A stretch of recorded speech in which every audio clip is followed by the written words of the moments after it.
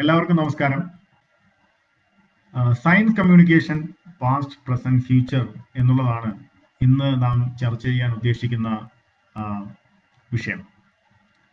എൻ്റെ പേര് ഡോക്ടർ പ്രവീൺ എന്നാണ്. ഞാൻ ഡൽഹിയിലെ All India Institute of Medical സയൻസിലെ ഡിപ്പാർട്ട്മെന്റ് ഓഫ് എൻഡോക്രൈനോളജി ആൻഡ് മെറ്റബോളിസത്തിലെ എപ്പിഡമിയോളജിസ്റ്റ് ആണ്. ഞാനൊരു പബ്ലിക് ഹെൽത്ത് സ്പെഷ്യലിസ്റ്റ് ആണ്. ഒപ്പം എനിക്ക് എപ്പിഡമിയോളജിയിൽ PhD ബിരുദമുണ്ട്. എപ്പിഡമിയോളജി ഈ കോവിഡിന്റെ കാലത്ത് നിങ്ങൾക്ക് എല്ലാവർക്കും അറിയാവുന്നതുപോലെ രോഗത്തെക്കുറിച്ചും രോഗത്തിന് കാരണമാകുന്ന വസ്തുക്കളെക്കുറിച്ചും പൊതുവായ ഹെൽത്ത് സ്റ്റേറ്റിനെ കുറിച്ചും അതിന്റെ ഡിസ്ട്രിബ്യൂഷനെ കുറിച്ചും ഡിറ്റർമിനൻസിനെ കുറിച്ചുമുള്ള ഒരു പഠനശാഖയാണ്.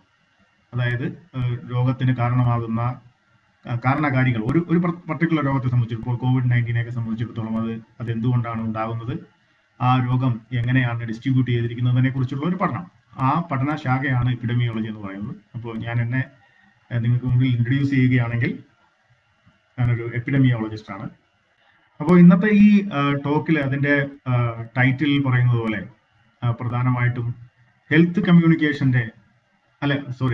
കമ്മ്യൂണിക്കേഷന്റെ ഒരു എവല്യൂഷൻ എന്നതിനെ കുറിച്ചാണ്. അതിൽ പലപ്പോഴും ഹെൽത്ത് എന്ന വാക്ക് ഞാൻ കൂടുതൽ ഉപയോഗിക്കും. കാരണം എൻ്റെ ഏരിയ ഓഫ് ഇൻട്രസ്റ്റും സ്പെഷ്യാലിറ്റിയും ഹെൽത്ത് ആണ്. അതുകൊണ്ട് തന്നെ ഹെൽത്ത് കമ്മ്യൂണിക്കേഷൻ ഒരു കേസ് സ്റ്റഡി ആയിട്ട് എടുത്തുകൊണ്ട് സയന്റിഫിക് കമ്മ്യൂണിക്കേഷൻ, സയൻസ് കമ്മ്യൂണിക്കേഷൻ എങ്ങനെയാണ് ഇവോൾവ് ചെയ്തിരിക്കുന്നത്, ഈ കാലഘട്ടത്തിൽ സയൻസ് കമ്മ്യൂണിക്കേഷൻ നേരിടുന്ന വെല്ലുവിളികൾ എന്തെല്ലാമാണ്, ഭാവിയിലേക്ക് സയൻസ് കമ്മ്യൂണിക്കേഷൻ എങ്ങനെയായിരിക്കണം, അതിന്റെ ലക്ഷ്യങ്ങൾ എന്തായിരിക്കണം എന്നതിനെ കുറിച്ചാണ് എന്നീ കാര്യങ്ങളെക്കുറിച്ച് സംസാരിക്കുക, ചർച്ച ചെയ്യുക എന്നുള്ളതാണ് ഈ ഒരു സെഷൻ കൊണ്ട് നമ്മൾ ഉദ്ദേശിക്കുന്നത്. ഇപ്പോൾ കമ്മ്യൂണിക്കേഷനെ കുറിച്ച് പറയുമ്പോൾ എന്താണ് സയൻസ്, എന്താണ് കമ്മ്യൂണിക്കേഷൻ, ഈ രണ്ട് കാര്യങ്ങളെക്കുറിച്ച് മനസ്സിലാക്കിക്കൊണ്ട് നമുക്ക് മുന്നോട്ട് പോകാൻ വിചാരിക്കും. പൊതുവിൽ പറയുകയാണെന്നുണ്ടെങ്കിൽ ഈ സയൻസ് എന്ന വാക്ക് തന്നെ 19ാം നൂറ്റാണ്ടിൽ വളരെ അടുത്ത കാലഘട്ടത്തിൽ കോയിൻ ചെയ്യപ്പെട്ടിട്ടുള്ള ഒരു വാക്കാണ് സയൻസ്. നമുക്ക് എല്ലാവർക്കും അറിയാവുന്നതുപോലെ നോളജ് എന്ന് പറയുന്ന സയൻഷ്യ എന്ന ലാറ്റിൻ വാക്കിൽ നിന്ന് ഉടലെടുത്ത സയൻസ് എന്ന വാക്ക്. അതിനു മുമ്പ് 19ാം നൂറ്റാണ്ടിൽ പറയുമ്പോൾ അതിനു മുമ്പും സയൻസ് ഉണ്ട്. ആ കാലഘട്ടത്തിൽ സയൻസ് പ്രാക്ടീസ് ചെയ്തുകൊണ്ടിരുന്ന ആൾക്കാരെ വിളിച്ചുകൊണ്ടിരുന്നത് നാച്ചുറൽ ഫിലോസഫേഴ്സ് എന്നാണ്. ഇപ്പോഴും നമ്മളൊരു ഡോക്ടറേറ്റ് ഡിഗ്രി കിട്ടുമ്പോൾ ഡോക്ടർ ഓഫ് ഫിലോസഫി, സയൻസിൽ ഒരു ഡിഗ്രി കിട്ടുമ്പോൾ നമ്മൾ പറയുക ഡോക്ടറേറ്റ് ഡിഗ്രി നമ്മൾ ഡോക്ടർ ഓഫ് ഫിലോസഫി എന്നാണ്. അപ്പോൾ സയൻസ് എന്ന വാക്ക് വളരെ അടുത്ത് കോയിൻ ചെയ്യപ്പെട്ടു ഒന്നാണ്. നമ്മൾ പലതിനെയും സയൻസ് എന്ന് വിളിക്കുന്ന ഒരു കാലഘട്ടത്തിലാണ്. സ്യൂഡോ സയൻസിനെ പോലും സയൻസ് എന്ന് വിളിക്കുന്ന ഒരു കാലഘട്ടത്തിൽ ജീവിക്കുമ്പോൾ ഈ അടുത്തിടയ്ക്ക് എൻ്റെ തന്നെ ഒരു ഗുരുനാഥന്റെ ഒരു ഫേസ്ബുക്ക് പോസ്റ്റ് വായിച്ചത് എനിക്ക് ഓർമ്മ വരുന്നു. അതിൽ പറഞ്ഞിരിക്കുന്നത് എങ്ങനെയാണ്, സയൻസ് എന്ന വാക്കിനെ നമ്മളൊരു മലയാള വാക്കായിട്ട് തന്നെ കാണണം. കാരണം പലതരം ശാസ്ത്രങ്ങളുണ്ട്. ഇപ്പോൾ പക്ഷിശാസ്ത്രം മുതൽ അങ്ങനെ അനവധി ശാസ്ത്രങ്ങൾ, പലതിനോടും നമ്മൾ ശാസ്ത്രം എന്ന് കൂട്ടി വിളിക്കുകയും സ്യൂഡോ സയൻസിനെ പോലും ശാസ്ത്രം എന്ന് വിളിക്കുകയും ചെയ്യുന്ന ഒരു കാലഘട്ടത്തിൽ ജീവിക്കുമ്പോൾ സയൻസ് എന്ന വാക്ക് സയൻസായി തന്നെ നിലനിൽക്കേണ്ടതിന്റെ ഒരു ആവശ്യകതയുള്ള ഒരു കാലഘട്ടത്തിലൂടെ നമ്മൾ കടന്നു പോകും. അപ്പോൾ ഞാൻ ഇനി സംസാരിക്കുന്നത് സയൻസിനെ കുറിച്ചാണ്. എന്താണ് സയൻസ് എന്നുകൊണ്ട് ഉദ്ദേശിക്കുന്നത്? നമ്മൾ വളരെ സിസ്റ്റമാറ്റിക് ആയ രീതിയിലൂടെ നോളജിനെ, അറിവിനെ നമ്മൾ അക്വയർ ചെയ്യുകയും അറിവ് കണ്ടെത്തുകയും അതിനെ വളരെ സിസ്റ്റമാറ്റിക് ആയിട്ട് അറേഞ്ച് ചെയ്ത് വെക്കുകയും നമുക്ക് മാത്രമല്ല നമ്മുടെ ഭാവി തലമുറകൾക്ക് പോലും ടെസ്റ്റ് ചെയ്യാവുന്ന രീതിയിലുള്ള ലോകളും തിയറംസും ഒക്കെ ആക്കി മാറ്റുന്ന വളരെ സിസ്റ്റമാറ്റിക് ആയിട്ടുള്ള അറിവിന്റെ ഒരു സംഗ്രഹണവും അപഗ്രഥനവും തലമുറകളിലേക്കുള്ള കൈമാറലുമാണ് ശാസ്ത്രം എന്ന് നമുക്ക് വളരെ ചെറിയ ഒരു വാചകത്തിൽ നമുക്ക് പറയാം. ഒരുപക്ഷെ ഇതിലും വിശദമായ എക്സ്പ്ലനേഷൻ സയൻസിന് നമുക്ക് നൽകാൻ കഴിയും. അടിസ്ഥാനപരമായി എന്താണ് സയൻസ് കൊണ്ട് ഉദ്ദേശിക്കുന്നത്? സയൻസ് ആരംഭിക്കുന്നത് ഒരു ഒബ്സർവേഷനിൽ നിന്നാണ്. നമ്മുടെ പ്രകൃതി തത്വങ്ങളെ അല്ലെങ്കിൽ ഭൗതികമായ വസ്തുക്കളെ നമ്മൾ പലപ്പോഴും മനുഷ്യന്റെ ചരിത്രം പരിശോധിക്കുകയാണെന്നുണ്ടെങ്കിൽ നമ്മൾ പലപ്പോഴും അതിനെ നമുക്ക് എക്സ്പ്ലെയിൻ ചെയ്യാൻ കഴിയാത്ത കാര്യങ്ങളെ നമ്മൾ സൂപ്പർ നാച്ചുറൽ ആയിട്ടുള്ള എന്തോ ഒന്നിന്റെ സൃഷ്ടിയാണെന്ന് പറഞ്ഞാണ് പലപ്പോഴും മനുഷ്യൻ അവന്റെ മനസ്സുകൊണ്ട് ഒരു കൺസ്ട്രക്ട് ഉണ്ടായിക്കൊണ്ടിരുന്നത്. സയൻസിന്റെ വരവോടുകൂടിയാണ് നാച്ചുറൽ ആയിട്ടുള്ള പല സംഭവങ്ങളെയും നമുക്ക് തന്നെ എക്സ്പ്ലെയിൻ ചെയ്യാൻ കഴിയുമെന്നും അത് നിരീക്ഷണങ്ങളിലൂടെ മനസ്സിലാക്കി നമ്മളൊരു പ്രിഡിക്ഷനിലേക്ക് പോവുകയും ആ പ്രിഡിക്ഷനെ ബേസ് ചെയ്തിട്ടുള്ള ഒരു ഹൈപ്പോത്തസിസ് നമ്മൾ ഉണ്ടാക്കുകയും ആ ഹൈപ്പോത്തസിസിനെ തെറ്റാണെന്നോ ശരിയാണെന്നോ തെളിയിക്കുന്നതിന് വേണ്ടിയിട്ടുള്ള പരീക്ഷണങ്ങൾ നമ്മൾ നടത്തുകയും ആ പരീക്ഷണങ്ങളിലൂടെ കിട്ടുന്ന ഡേറ്റയെ നമ്മൾ അനലൈസ് ചെയ്തുകൊണ്ട് നമ്മൾ ഒരുപക്ഷെ ആ ഹൈപ്പോത്തസിസിനെ സ്വീകരിക്കും അല്ലെങ്കിൽ ഹൈപ്പോത്തസിസിനെ നമ്മൾ റിജക്റ്റ് ചെയ്യും. നമ്മൾ ഫോർമുലേറ്റ് ചെയ്ത ഹൈപ്പോസിസിനെ നമ്മളൊരു മനസ്സിലാക്കാൻ കഴിയുന്ന തിയറികളായിട്ടോ അല്ലെങ്കിൽ ലോസ് ആയിട്ടോ നമ്മൾ പ്രസന്റ് ചെയ്യുകയും അത് ഭാവിയിൽ ടെസ്റ്റ് ചെയ്യാൻ കഴിയത്തക്ക രീതിയിൽ നാം എഴുതിയോ തലമുറകളിലേക്ക് കൈമാറിയോ സൂക്ഷിക്കുകയോ ചെയ്യും. ആ രീതിയിൽ വളരെ സിസ്റ്റമാറ്റിക്കാണ്. അതിനെ നമ്മൾ സയന്റിഫിക് മെത്തഡോളജി എന്ന് പറയുക. അപ്പൊ ഈ സയൻസ് ഉടലെടുത്ത് നമുക്കറിയാം 18-ാം നൂറ്റാണ്ടിലും 19-ാം നൂറ്റാണ്ടിലും 20-ാം നൂറ്റാണ്ടിലും ആണ് ഈ മോഡേൺ സയൻസിന്റെ ആവിർഭാവവും നാം ഇന്ന് ഈ കാണുന്ന എല്ലാ ഭൗതികമായ മാറ്റങ്ങൾക്കും കാരണമാകുന്ന രീതിയിൽ സയൻസിന് മാറ്റങ്ങൾ ഉണ്ടാകും. ഇനി എന്താണ് കമ്മ്യൂണിക്കേഷൻ? ഒരുപക്ഷെ നാം ഈ പറയുന്ന സയൻസിനേക്കാൾ പഴക്കമുണ്ട് കമ്മ്യൂണിക്കേഷൻ. മനുഷ്യൻ 5 ലക്ഷം വർഷങ്ങൾക്ക് മുമ്പ് തന്നെ അവന്റെ സംഭാഷണങ്ങളിലൂടെ അവൻ ഉച്ചരിക്കുന്ന ശബ്ദങ്ങളിലൂടെ പരസ്പരം അവന്റെ മനോവിചാരങ്ങളും വികാരങ്ങളും പ്രകടിപ്പിക്കാൻ തുടങ്ങി. നമുക്കറിയാം പല സംസ്കാരങ്ങളും നമുക്ക് നമ്മുടെ ചരിത്രം ചകഞ്ഞു പോയാൽ ഇപ്പൊ മെസപ്പൊട്ടോമിയൻ സംസ്കാരമാണെങ്കിലും ശരി, നമ്മുടെ ഹാരപ്പൻ സംസ്കാരമാണെങ്കിലും ശരി, എല്ലാ സംസ്കാരങ്ങളിലും മനുഷ്യൻ പിക്ചോഗ്രാമുകളിലൂടെ ഐഡിയോഗ്രാമുകളിലൂടെ അല്ലെങ്കിൽ അവൻ ജീവിച്ചിരുന്ന ഗുഹകളുടെ ഭിത്തിയിൽ കോറിയിട്ടിരുന്ന ചിത്രങ്ങളിലൂടെ വരകളിലൂടെയൊക്കെ സ്വയം അവന്റെ ആശയങ്ങൾ കമ്മ്യൂണിക്കേറ്റ് ചെയ്യാൻ ശ്രമം നടത്തിയിരുന്നു. ഒരുപക്ഷെ അഗ്രികൾച്ചർ റെവല്യൂഷന്റെ ഒക്കെ ആരംഭത്തോടുകൂടി മനുഷ്യന് കൂടുതലായിട്ട് ആശയവിനിമയത്തിന്റെ ഒരു ആവശ്യം വന്നു തുടങ്ങിയെന്ന് വേണമെങ്കിൽ പറയാം. അതായത് അവൻ ആർജിച്ചെടുത്ത അറിവിനെ അവന്റെ ചുറ്റുപാടിലേക്കും അവന്റെ വരും തലമുറകളിലേക്കും കരുതി വെക്കണമെന്നും അത് ട്രാൻസ്മിറ്റ് ചെയ്യണമെന്നുള്ള ഒരു ആവശ്യം മനുഷ്യൻ ഉണ്ടായി തുടങ്ങിയപ്പോൾ മനുഷ്യൻ അതിനെ ഏതെങ്കിലും ചിത്രങ്ങളിലൂടെയും ഗുഹയുടെ ഭിത്തിയിൽ വരച്ചു വെച്ച ലിഖിതങ്ങളിലൂടെയും ഒക്കെ കമ്മ്യൂണിക്കേറ്റ് ചെയ്യാനുള്ള ശ്രമം നടത്തി. അത് പലതും അങ്ങനെ ആർജിച്ച പല അറിവുകളും ഇന്നും നമ്മൾ ഉപയോഗിക്കുന്നുണ്ട്. ഒരു പക്ഷേ നക്ഷത്രങ്ങളെ നോക്കിയിരുന്ന മനുഷ്യൻ, ആകാശഗോളങ്ങളെ നോക്കിയിരുന്ന മനുഷ്യൻ, ദിനങ്ങളെയും രാത്രികളെയും എങ്ങനെയാണ് ഉണ്ടാകുന്നതെന്നും അതിന്റെ സമയക്രമം എത്രയാണെന്നും മനസ്സിലാക്കിയിരുന്ന മനുഷ്യൻ, കലണ്ടറുകൾ സൃഷ്ടിച്ചിരുന്ന മനുഷ്യൻ. അതായത് നാം ഈ പറയുന്ന പ്രീ ഹിസ്റ്റോറിക് ടൈംസിൽ തന്നെ ഇത്തരത്തിലുള്ള അറിവുകളും അപഗ്രഥനങ്ങളും മനുഷ്യൻ നടത്തുകയുണ്ടായി. അതവൻ കമ്മ്യൂണിക്കേറ്റ് ചെയ്യാൻ ശ്രമം നടത്തി. അപ്പോ ഈ മനുഷ്യന്റെ അപഗ്രഥനവും അവന്റെ കമ്മ്യൂണിക്കേഷനും തമ്മിൽ അഭേദ്യമായൊരു ബന്ധമാണ്. മോഡേൺ സയൻസ് ഉദ്ഭവിക്കുന്നത് ഈ പറഞ്ഞ കഴിഞ്ഞ 1-2 നൂറ്റാണ്ടുകളിലാണെങ്കിൽ പോലും മനുഷ്യന്റെ അപഗ്രഥനവുമായി മനുഷ്യന്റെ കമ്മ്യൂണിക്കേഷന് അഭേദ്യമായ ഒരു ബന്ധം തന്നെ ഉണ്ടായി. അതിനുശേഷം നാം പറഞ്ഞു വരുമ്പോൾ 15-ാം നൂറ്റാണ്ടിലേക്ക് എത്തുമ്പോൾ നമ്മൾ അച്ചടി യന്ത്രത്തിന്റെ കണ്ടുപിടുത്തത്തോടു കൂടിയാണ് കമ്മ്യൂണിക്കേഷനിൽ ഏറ്റവും വലിയ ഒരു വിപ്ലവം സൃഷ്ടിക്കപ്പെടുന്നത്.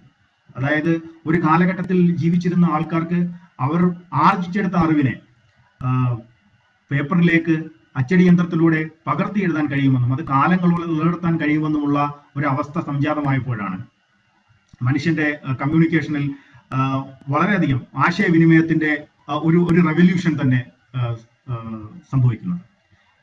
അതിനുശേഷം കാലങ്ങൾ കടന്നു പോകുന്നു. ഈ പുസ്തകങ്ങളിലൂടെയും എഴുത്തുകുത്തുകളിലൂടെയുമുള്ള ആശയവിനിമയം വളരെ കാലം നിലനിന്നു പോകുന്ന ഒരു സാഹചര്യത്തിലേക്ക് എത്തുന്നു. അതിനുശേഷം നമുക്കറിയാം അരിസ്റ്റോട്ടലിന്റെ ഒക്കെ ഹിസ്റ്ററി നമുക്കറിയാം. ഡയലോഗിലൂടെ, അതായത് ആശയ സംവാദനങ്ങളിലൂടെ അറിവിനെ കമ്മ്യൂണിക്കേറ്റ് ചെയ്യുന്ന ഒരു കാലഘട്ടത്തിലേക്ക് മനുഷ്യനെത്തുന്നു. പിന്നീട് നമ്മൾ ടെക്നോളജിക്കൽ റെവല്യൂഷനിലേക്ക് എത്തുന്നു. റേഡിയോ വേവ്സിന്റെ കണ്ടെത്തുന്നു. റേഡിയോ കമ്മ്യൂണിക്കേഷനിലേക്ക് നമ്മൾ എത്തുന്നു. ടെലിവിഷൻ നമ്മുടെ നിത്യജീവിതത്തിന്റെ ഭാഗമായി മാറുന്നു. 20-ാം നൂറ്റാണ്ടിന്റെ അവസാനം എത്തുമ്പോഴേക്ക് നമ്മൾ ഒരു ഡിജിറ്റൽ വേൾഡിലേക്ക് എത്തിച്ചേരുന്നു. ഇന്റർനെറ്റിന്റെ ഒരു ലോകത്തിലേക്ക് നമ്മൾ എത്തിച്ചേരുന്നു. നമ്മുടെ വിരൽത്തുമ്പിൽ ഏത് അറിവും ഇൻഫർമേഷനും എത്തിച്ചേരുന്ന ഒരു കാലഘട്ടത്തിലേക്ക് നമ്മൾ എത്തിച്ചേരുന്നു. അപ്പൊ അങ്ങനെ മനുഷ്യൻ അവന്റെ കണ്ടുപിടുത്തങ്ങളിലൂടെ, ആ കണ്ടുപിടുത്തങ്ങൾ കമ്മ്യൂണിക്കേഷനെ സഹായിക്കുന്നതിലൂടെ, കമ്മ്യൂണിക്കേഷൻ സയൻസിന്റെ മുന്നോട്ടുള്ള പ്രയാണത്തെ സഹായിക്കുന്നതിലൂടെ സയൻസും കമ്മ്യൂണിക്കേഷനും എന്നും പരസ്പര പൂരകമായിട്ടാണ് മുന്നോട്ട് പോയിട്ടുള്ളതെന്ന് നമുക്ക് മനസ്സിലാക്കാൻ സാധിക്കും. ഇനി സയൻസ് കമ്മ്യൂണിക്കേഷൻ എന്ന് പറയുന്ന ഒരു ഫീൽഡിനെ കുറിച്ച് നമ്മൾ പറയുകയാണെന്നുണ്ടെങ്കിൽ പലപ്പോഴും ആദ്യകാലങ്ങളിൽ നമ്മൾ ഈ പറയുന്ന 17-ാം നൂറ്റാണ്ടിലും 18-ാം നൂറ്റാണ്ടിലും ഒക്കെ നാം പലപ്പോഴും ഫോളോ ചെയ്തിരുന്ന ഒരു deficit model of science communication ആയിരുന്നു. നമ്മൾ ആർജിച്ചെടുക്കുന്ന അറിവിനെ എങ്ങനെ കമ്മ്യൂണിക്കേറ്റ് ചെയ്യണം എന്നതിനെ കുറിച്ച് നാം എപ്പോഴും കരുതിയിരുന്നത് പൊതുസമൂഹത്തിന് ചില കാര്യങ്ങളെക്കുറിച്ച് ധാരണകളില്ല, അല്ലെങ്കിൽ സയന്റിസ്റ്റ് കമ്മ്യൂണിറ്റിക്ക് അല്ലെങ്കിൽ എക്സ്പേർട്ടുകൾക്ക് അറിയാവുന്ന ചില കാര്യങ്ങളെക്കുറിച്ച് സാധാരണ ആൾക്കാർക്ക് അറിവില്ല. ആ ഒരു ഡെഫിസിറ്റ് മോഡലിലൂടെ അപ്പോൾ നമുക്ക് എങ്ങനെ അവർക്ക് അവയർനെസ് ഉണ്ടാക്കാം, അവരുടെ നോളജിനെയും ആറ്റിറ്റ്യൂഡിനെയും പ്രാക്ടീസിനെയും ഒക്കെ നമുക്ക് എങ്ങനെ ചേഞ്ച് ചെയ്യാൻ കഴിയും എന്നതിനെ കുറിച്ച് മാത്രം ചിന്തിച്ചുകൊണ്ട് നമ്മൾ ഒരു പുഷ് മീഡിയയിലൂടെ അല്ലെങ്കിൽ നമുക്ക് നമ്മുടെ സംഭാഷണങ്ങളിലൂടെ, പുസ്തകങ്ങളിലൂടെ, ലഘുലേഖകളിലൂടെ ഒക്കെ നാം എങ്ങനെയാണോ ഒരു ആശയപ്രകാശനം നടത്തുന്നത് ആ രീതിയിൽ മുന്നോട്ട് പോയിക്കൊണ്ടിരുന്ന ഒരു കാലഘട്ടമായിരുന്നു. ആദ്യകാലങ്ങളിൽ ഉണ്ടായിരുന്നുവെങ്കിൽ 1920-30കൾക്കൊക്കെ ശേഷം ഡയലോഗിലൂടെ നമുക്ക് ഒരു ശാസ്ത്രകാരന്മാരോട് അല്ലെങ്കിൽ ഒരു സയൻസ് കമ്മ്യൂണിക്കേറ്ററോട് ചോദ്യങ്ങൾ ചോദിക്കാൻ കഴിയുന്ന രീതിയിൽ മാറ്റങ്ങൾ ഉണ്ടാവുന്നു. നമുക്കൊരു ചോദ്യം ചോദിച്ചുകൊണ്ട് ഒരു ഉത്തരം നേടാനും ആ ഉത്തരം നേടിക്കഴിഞ്ഞാൽ അതിന് ക്ലാരിഫിക്കേഷൻ വരുത്താൻ കഴിയുന്ന രീതിയിൽ ഒരു ഡയലോഗിലേക്ക് സയൻസ് കമ്മ്യൂണിക്കേഷന്റെ പ്രിൻസിപ്പിൾസ് മാറുന്നു. അതിനുശേഷം 1960കളിലും 70കളിലേക്കും ഒക്കെ എത്തുമ്പോൾ നാം മനസ്സിലാക്കുന്നത് പലപ്പോഴും നമ്മുടെ സംസ്കാരവും നമ്മുടെ ജീവിത രീതിയും ഒക്കെ ഒരാളുടെ ആറ്റിറ്റ്യൂഡും പ്രാക്ടീസുമായിട്ടൊക്കെ ബന്ധപ്പെട്ടിരിക്കുന്നു. അതുകൊണ്ട് തന്നെ കൃത്യമായി ഒരു ശാസ്ത്രതത്വം കമ്മ്യൂണിക്കേറ്റ് ചെയ്യപ്പെടണമെങ്കിൽ അത് ജനങ്ങളിലേക്ക് ഇറങ്ങിച്ചെന്നുകൊണ്ട് അല്ലെങ്കിൽ അതിന്റെ കൾച്ചറിനെ മനസ്സിലാക്കിക്കൊണ്ട് ഇഴുകിച്ചേർന്നുകൊണ്ടുള്ള ഒരു കമ്മ്യൂണിക്കേഷനാണ് നമുക്ക് കഴിയുക എന്ന് മനസ്സിലാക്കിയതിലൂടെ നമ്മളൊരു പാർട്ടിസിപ്പേറ്ററി കമ്മ്യൂണിക്കേഷന്റെ ലോകത്തിലേക്ക് എത്തിച്ചേർന്നിരിക്കുകയാണ്. അതിനുശേഷം ഇപ്പോ ഇന്ത്യയെ കുറിച്ച് പറയുകയാണെങ്കിൽ 1900-നും 2000-നും ശേഷം നാം കാണുന്നത് ഒരു തരം ഒരു സയൻസ് കമ്മ്യൂണിക്കേഷന്റെ ഒരു ഡെമോക്രറ്റൈസേഷൻ ആണ്. അതായത് ഇൻവിസിബിൾ ആയിട്ടിരുന്ന അല്ലെങ്കിൽ നമുക്ക് അപ്രാപ്യമായിരുന്ന സയന്റിസ്റ്റുകളെ നമുക്ക് മുന്നിൽ കാണാൻ കഴിയുന്നു. ഓരോ വ്യക്തിയും ഒരു ഇൻഫർമേഷൻ സോഴ്സ് ആയി മാറുന്നു. വിദ്യാസമ്പന്നരായ ആർക്കും ലോകത്തിന്റെ ഏത് മൂലയിലുള്ള ഇൻഫർമേഷൻ സോഴ്സിനെയും ചെന്നെടുക്കുവാനും അത് മറ്റുള്ളവരിലേക്ക് പകർന്നു നൽകാനും കഴിയുന്ന രീതിയിലുള്ള ഡിജിറ്റൽ പ്ലാറ്റ്ഫോമുകൾ ഉണ്ടായിക്കൊണ്ടിരിക്കുന്നു. അത്തരത്തിൽ ഇൻഫർമേഷന്റെ ഒരു ഡെമോക്രറ്റൈസേഷൻ ആണ് സംഭവിച്ചുകൊണ്ടിരിക്കുന്നത്. അതേസമയം തന്നെ ഇൻഫർമേഷന്റെ ഒരു ഓവർലോഡും സംഭവിച്ചിരിക്കുന്നു. ആ സാഹചര്യത്തിൽ തന്നെ ഒരു വലിയ ഇൻഫർമേഷൻ അസിമെട്രി, ഒരു കൂട്ടം ആൾക്കാർക്ക് ഇൻഫർമേഷൻ കിട്ടുമ്പോൾ മറ്റൊരു കൂട്ടം ആൾക്കാർക്ക് ഒരു രീതിയിലുള്ള അറിവും കിട്ടാതെ പോകുന്ന ഒരു വലിയ ഡിജിറ്റൽ ഡിവൈഡ് അല്ലെങ്കിൽ ഒരു ഇൻഫർമേഷൻ ഡിവൈഡിന്റെ ഒരു കാലഘട്ടത്തിലും കൂടെ ജീവിക്കുന്ന ഒരു സാഹചര്യത്തിലാണ് നാം എത്തിച്ചേർന്നിരിക്കുന്നത്. അപ്പോൾ അത്തരത്തിൽ നാം സയൻസ് കമ്മ്യൂണിക്കേഷൻ എന്തായിരിക്കണമെന്ന് കരുതുന്നതിനെ കുറിച്ചിട്ടുള്ള ചിന്തകൾ പോലും അല്ലെങ്കിൽ അതിന്റെ മോഡലുകൾ പോലും കാലഘട്ടത്തിനനുസരിച്ച് മാറിക്കൊണ്ടിരിക്കുന്നതായിട്ടാണ് നമുക്ക് കാണാൻ കഴിയുന്നത്. ഇനി നമുക്ക് നാം ഈ കടന്നു പോകുന്ന കാലഘട്ടത്തെ കുറിച്ച് ഒന്ന് ചിന്തിച്ചു നോക്കാം. COVID-19 എന്ന് പറയുന്ന ഒരു പാൻഡമിക്കിലൂടെയാണ് നാം ഇന്ന് കടന്നു പോകുന്നത്. ഈ COVID-19 പാൻഡമിക് ഉണ്ടായപ്പോൾ ഏപ്രിൽ മാസത്തിലെ ലാൻസെറ്റിന്റെ ഒരു എഡിറ്റോറിയലിൽ എഴുതിയിരുന്ന ഒരു വാചകം ഞാൻ ഓർക്കുകയാണ്. There may be no way to prevent this COVID-19 pandemic in this globalized era, but verified information is the most effective prevention against the disease of panic എന്നുള്ളതാണ്. അതായത് ഒരുപക്ഷെ COVID-19 ഒരുപാട് ആൾക്കാരുടെ കോവിഡിന്റെ കേസ് ഫാറ്റാലിറ്റി അല്ലെങ്കിൽ COVID-19 ഉണ്ടാകുന്നതിൽ മരണം എന്ന് പറയുന്നത് 3%. ഈ ഇൻഫെക്ഷൻ ബാധിക്കുന്ന 2 മുതൽ 3% ആൾക്കാർ മരണപ്പെടുന്നതിനേക്കാൾ കൂടുതൽ ആൾക്കാർ COVID-19 എന്ന മഹാമാരിയെ കുറിച്ചിട്ടുള്ള ആങ്സൈറ്റിയിലും അതുമൂലം ഉണ്ടാകുന്ന മെന്റൽ ട്രോമയിലും ജീവിക്കുന്ന ഒരു കാലഘട്ടത്തിലാണ് നാം എത്തിച്ചേർന്നിരിക്കുന്നത്. നാം ഒന്ന് ആലോചിച്ച് നോക്കൂ.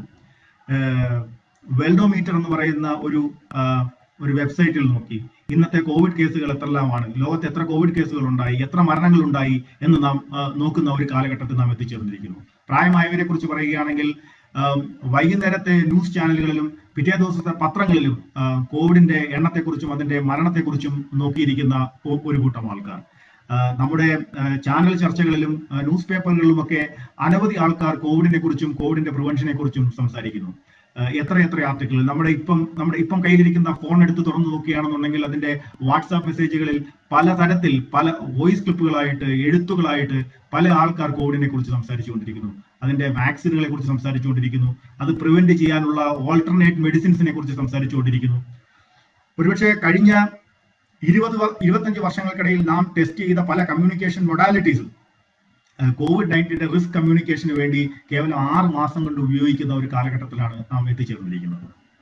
അപ്പോൾ നാം മനസ്സിലാക്കേണ്ടത് നാം ഇന്ന് ജീവിക്കുന്ന ഈ കാലഘട്ടത്തിൽ നമുക്കിപ്പോ വേണമെങ്കിൽ പ്രിന്റ് മീഡിയ, ഇപ്പം കമ്മ്യൂണിക്കേഷൻ ഒരുപാട് ചാനൽസ് ഉണ്ട്. നാം പുസ്തകങ്ങൾ ഉൾപ്പെടെയുള്ള പ്രിന്റ് മീഡിയ ഉപയോഗിക്കുന്നു, ടെലിവിഷനെ പോലെയുള്ള പുഷ് മീഡിയ ഉപയോഗിക്കുന്നു, നമുക്ക് പുള്ളി ചെയ്തെടുക്കാൻ കഴിയുന്ന നമ്മുടെ മാഗസിനുകളെ പോലെയുള്ള മീഡിയം നമ്മൾ ഉപയോഗിക്കുന്നു, ഇന്റർനെറ്റ് മീഡിയ നമ്മൾ ഉപയോഗിക്കുന്നു. അങ്ങനെ അനവധി മീഡിയകൾ നമ്മൾ ഇത്രയും ഇൻഫർമേഷന് വേണ്ടി ഉപയോഗിച്ചുകൊണ്ടിരിക്കുകയാണ്. എന്താണ് ഇതിനകത്ത് നമുക്ക് ഏതാണ് ക്രെഡിബിൾ ഇൻഫർമേഷൻ, ഏത് ഇൻഫർമേഷൻ ആണ് നമുക്ക് ഫോളോ ചെയ്യാൻ കഴിയുന്നത്? അല്ലെങ്കിൽ COVID-19 പോലെയുള്ള ഈ കാലഘട്ടത്തിൽ ഈ രോഗപ്രതിരോധത്തിനും രോഗത്തിന്റെ വ്യാപനം തടയുന്നതിനും ഏത് തരത്തിലുള്ള ഇൻഫർമേഷൻ ആണ് നാം ജനങ്ങളിലേക്ക് കൊടുക്കേണ്ടത്? ഏത് സോഴ്സ് ഓഫ് ഇൻഫർമേഷനെയാണ് നാം കണ്ടെത്തേണ്ടത്? അല്ലെങ്കിൽ സയൻസ് കമ്മ്യൂണിക്കേറ്ററുടെ പെർസ്പെക്റ്റീവിൽ നിന്ന് നോക്കുകയാണെന്നുണ്ടെങ്കിൽ നാം കൊടുക്കുന്ന ഇൻഫർമേഷനിലൂടെ ഏത് ബിഹേവിയറൽ ചേഞ്ച് ആണ് നാം വരുത്താൻ ആഗ്രഹിക്കുന്നത്, അല്ലെങ്കിൽ ഏത് തരം നോളജ് ട്രാൻസ്ലേഷൻ ആണ് നാം ആഗ്രഹിക്കുന്നത്. അത്തരത്തിലുള്ള ചർച്ചകൾ നടക്കുന്നുണ്ടോ എന്ന് ചോദിച്ചു കഴിഞ്ഞാൽ അത്തരം ചർച്ചകളൊന്നും നടക്കാത്ത ഒരു കാലഘട്ടത്തിലാണ് നാം എത്തിച്ചേർന്നിരിക്കുന്നത്. നമ്മുടെ കയ്യിലുള്ള ഇൻഫർമേഷൻ സോഴ്സുകൾ ഉപയോഗിച്ച് അല്ലെങ്കിൽ കിട്ടുന്ന വിവരങ്ങളെ എത്രയും പെട്ടെന്ന് സ്പ്രെഡ് ചെയ്യുക എന്ന് പറയുന്ന തികച്ചും അൺസയന്റിഫിക് ആയിട്ടുള്ള ഒരു ഹെൽത്ത് കമ്മ്യൂണിക്കേഷൻ അല്ലെങ്കിൽ സയൻസ് കമ്മ്യൂണിക്കേഷന്റെ ഒരു വർത്തമാന കാലഘട്ടത്തിലാണ് നാം ജീവിക്കുന്നത്. അപ്പോൾ നമ്മൾ കുറച്ചുകൂടി സയൻസ് കമ്മ്യൂണിക്കേഷനെ കുറിച്ച് ഏത് രീതിയിലാണ് സയൻസ് കമ്മ്യൂണിക്കേഷൻ നടത്തേണ്ടത്, എന്താണ് സയൻസ് കമ്മ്യൂണിക്കേഷന്റെ ഈ കാലഘട്ടം നേരിട്ടുകൊണ്ടിരിക്കുന്ന വെല്ലുവിളികൾ, ഭാവിക്ക് വേണ്ടി ഏത് രീതിയിൽ നമുക്ക് സയൻസ് കമ്മ്യൂണിക്കേഷനെ മാറ്റാൻ കഴിയുന്നതിനെ കുറിച്ചൊക്കെ നാം ചിന്തിക്കേണ്ട ഒരു കാലഘട്ടത്തിലാണ് നാം വന്നു നിൽക്കുന്നത്. ഇനി എന്താണ് നമ്മൾ ഇന്ത്യൻ പെർസ്പെക്റ്റീവിനെ കുറിച്ച് ചിന്തിക്കുകയാണെങ്കിൽ 1947 നമുക്ക് സ്വാതന്ത്ര്യം കിട്ടിയതിനു ശേഷം ഒരുപക്ഷെ ബ്രിട്ടീഷ് കാലഘട്ടത്തിൽ ഒരു ശാസ്ത്രം എന്ന് പറയുന്നത് ഒരുപക്ഷെ ഒരു എലൈറ്റ് ക്ലാസ്സിന് വേണ്ടി അല്ലെങ്കിൽ ഒരു സമൂഹത്തിലെ വരേണ്യ വർഗത്തിന് വേണ്ടി മാത്രം റിസർവ് ചെയ്യപ്പെട്ടിരുന്ന ഒന്നായി മാറുകയും ഒരുപക്ഷെ ബ്രിട്ടനിൽ നിന്നൊക്കെ വന്നിട്ടുള്ള ശാസ്ത്ര പുസ്തകങ്ങളൊക്കെ തന്നെ വളരെ ധനാഢ്യരായ ആൾക്കാർക്ക് മാത്രം വായിക്കാനും അത് സ്വന്തമാക്കാനും കഴിയുന്ന ഒരു കാലഘട്ടത്തിലൊക്കെയാണ് നാം ജീവിച്ചിരുന്നത്. ഒരിക്കൽ പോലും ഇന്ത്യയിലെ സാധാരണക്കാരന്റെ ജീവിത നിലവാരം ഉയർത്തുന്നതിനോ അവനെ മുന്നോട്ട് കൊണ്ടുവരുന്നതിനോ ശാസ്ത്രം ഉപയോഗിക്കണോ എന്ന് പറയുന്നത് ഒരിക്കലും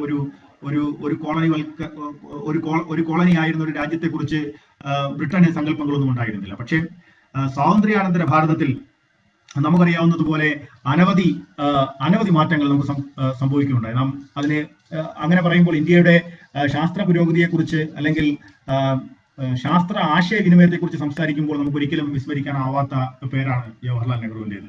സയന്റിഫിക് ടെമ്പർ എന്ന വാക്ക് ഇന്ത്യൻ ഭരണഘടനയിൽ എഴുതി ചേർക്കുന്നതിലൂടെ, റാഷണൽ തിങ്കിങ്ങിലൂടെ നമ്മുടെ രാജ്യത്തിന്റെ പുരോഗതിയെ മുന്നോട്ട് നയിക്കണം എന്ന് ആഗ്രഹിച്ചതിലൂടെ, ഇന്ത്യൻ ഇൻസ്റ്റിറ്റ്യൂട്ട് ഓഫ് ടെക്നോളജി എന്ന് പറയുന്ന IIT-കളെ ഇന്ത്യയിൽ സ്ഥാപിച്ചതോടെ, അങ്ങനെ അനവധി ഇന്ത്യക്ക് ഇന്നും അഭിമാനം എന്ന് പറയാവുന്ന science and technology research organisation ഇന്ത്യയുടെ വിവിധ ഭാഗങ്ങളിൽ സ്ഥാപിക്കുന്നതിലൂടെ രാഷ്ട്രശില്പിയായ നെഹ്റു മുന്നോട്ട് വെച്ച ആശയങ്ങൾ ഒരുപക്ഷെ ഇന്ന് ഇന്ത്യ എത്തി നിൽക്കുന്ന ശാസ്ത്ര സാങ്കേതിക വളർച്ചയുടെ അല്ലെങ്കിൽ സയൻസ് കമ്മ്യൂണിക്കേഷന്റെ ഒരു വിപുലതയുടെ ഒക്കെ പിന്നിൽ അത്തരത്തിൽ ദീർഘദർശിയായ ഒരു രാഷ്ട്രതന്ത്രജ്ഞന്റെ അല്ലെങ്കിൽ അത്തരം രാഷ്ട്രശില്പികളുടെ ഒരു പങ്കുണ്ടായിരുന്നു എന്നത് നമുക്ക് വിസ്മരിക്കാൻ കഴിയാത്ത ഒരു കാര്യമാണ്.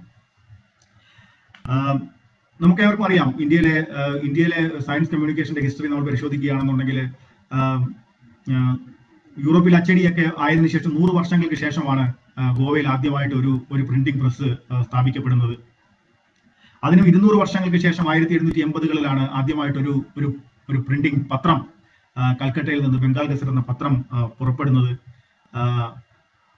അതിനും വർഷങ്ങൾക്ക് ശേഷം, അതായത് 1927-ലാണ് നമുക്കൊരു റേഡിയോ ബ്രോഡ്കാസ്റ്റിംഗ് സിസ്റ്റം ഇവിടെ ഉണ്ടാവുന്നത്. പിന്നീട് വർഷങ്ങൾക്ക് ശേഷം 1965-കൾക്ക് ശേഷമാണ് നമുക്ക് ഒരു TV, ഒരു full time TV satellite system എന്ന് പറയുന്ന ഒരു TV കമ്മ്യൂണിക്കേഷനിലേക്ക് നാം എത്തിച്ചേരുന്നത്. പക്ഷെ ഇന്ന് ഇന്ത്യ എത്തി നിൽക്കുന്നത് ലോകത്തിലെ ഏറ്റവും അധികം പത്രങ്ങളുള്ള അല്ലെങ്കിൽ ഏറ്റവും അധികം കോപ്പികൾ പത്രങ്ങൾ അച്ചടിക്കുന്ന ഒരു രാജ്യമായി ഇന്ത്യ മാറിയിരിക്കുന്നു. 1600-ഓളം TV ചാനലുകൾ നമ്മുടെ രാജ്യത്തുണ്ട്. 450-ഓളം FM സ്റ്റേഷനുകളിലൂടെ ഓൾ ഇന്ത്യ റേഡിയോ ജനതയുടെ ഏകദേശം 80-90% നമ്മുടെ ഏരിയ കവർ ചെയ്യുന്ന രീതിയിൽ അതിന് കവറേജ് ഉണ്ട്. പക്ഷേ നാം മനസ്സിലാക്കേണ്ട മറ്റൊരു വസ്തുത, നമ്മുടെ പോപ്പുലേഷന്റെ 1/3 ഇപ്പോഴും ഇത്തരത്തിലുള്ള പല കമ്മ്യൂണിക്കേഷൻ മീഡിയകളിൽ നിന്നും അകന്നാണ് നിൽക്കുന്നത് എന്നുള്ളതാണ്. അപ്പോൾ നാം മനസ്സിലാക്കേണ്ടത്, നമ്മുടെ രാജ്യം ഒരു വശത്ത് സയൻസ് ആൻഡ് ടെക്നോളജിയിലും കമ്മ്യൂണിക്കേഷൻ മീഡിയയിലും ഒക്കെ വളരെയധികം മുന്നോട്ട് സഞ്ചരിച്ചുകൊണ്ടിരിക്കുമ്പോൾ മറ്റൊരു വശത്ത് ഇത്തരം ലക്ഷ്യറികളൊന്നും ഇല്ലാത്ത ഒരു കൂട്ടം ആൾക്കാരും ഉണ്ട് എന്നാണ് നാം മനസ്സിലാക്കേണ്ടത്. അപ്പോൾ വളരെ വ്യത്യസ്തമായ ഒരു സാഹചര്യത്തിലാണ് നാം എത്തിച്ചേർന്നിരിക്കുന്നത്. അങ്ങനെ മനസ്സിലാക്കുമ്പോൾ ഈ 1/3 ആൾക്കാർക്ക് ഏത് രീതിയിലാണ് നമ്മൾ ശാസ്ത്രതത്വങ്ങളും ശാസ്ത്രീയമായ അറിവുകളും കൈമാറ്റപ്പെടേണ്ടത് എന്നതിനെ കുറിച്ച് നാം സ്ട്രാറ്റജിക്കായിട്ട് ചിന്തിക്കേണ്ട ഒരു കാലഘട്ടത്തിൽ നാം എത്തിച്ചേർന്നിരിക്കുന്നു. ആദ്യ കാലഘട്ടങ്ങളിൽ നമ്മൾ നമ്മുടെ പല ഹെൽത്ത് കമ്മ്യൂണിക്കേഷൻ എഫേർട്ടുകളും, ഇന്ത്യയിലെ ഹെൽത്ത് കമ്മ്യൂണിക്കേഷൻ എഫേർട്ടുകൾ നമ്മൾ കോൺസെൻട്രേറ്റ് ചെയ്തിരുന്നത് ജനങ്ങൾ പൊതുവായ ഒരു ശാസ്ത്ര അവബോധം ഉണ്ടാക്കുക, പലതരത്തിലുള്ള അനാചാരങ്ങളും ബിലീഫുകളും ഒക്കെ ഉള്ള ഒരു ഒരു ഒരു കൾച്ചറാണ് നമ്മുടേത്. ലോകത്തിലെ പല ഭാഗങ്ങളിലെയും ആദിമ സംസ്കാരങ്ങളൊക്കെ അങ്ങനെ തന്നെയായിരുന്നു. നമ്മുടെ നാട്ടിലും വളരെ രൂഢമൂലമായിട്ടുള്ള പല കൾച്ചറൽ ബിലീഫുകളുണ്ട്. നമ്മുടെ നാട്ടിൽ തന്നെയുള്ള പലതരത്തിലുള്ള മതചിന്തകളുണ്ട്, പലതരം സങ്കല്പങ്ങളുണ്ട്. ഇത്തരം സങ്കല്പങ്ങൾക്കും ബിലീഫുകൾക്കും അനുസരിച്ച് ജീവിക്കുന്ന ഒരു തലമുറയെ ശാസ്ത്രീയമായ അറിവുകൾ പകർന്നുകൊണ്ട് അവരെ മുന്നോട്ട് കൊണ്ടുവരിക, അത്തരം അനാചാരങ്ങളുടെയും അന്ധവിശ്വാസങ്ങളുടെയും ലോകത്ത് നിന്ന് നമ്മുടെ സാധാരണക്കാരായ ആൾക്കാരെ മോചിപ്പിക്കുക എന്ന അർത്ഥത്തിലാണ് നമ്മുടെ സയൻസ് കമ്മ്യൂണിക്കേഷൻ എഫേർട്ടുകളെല്ലാം ആ കാലഘട്ടത്തിൽ നടന്നു വരുന്നതെന്ന് നമുക്ക് മനസ്സിലാക്കാൻ സാധിക്കും.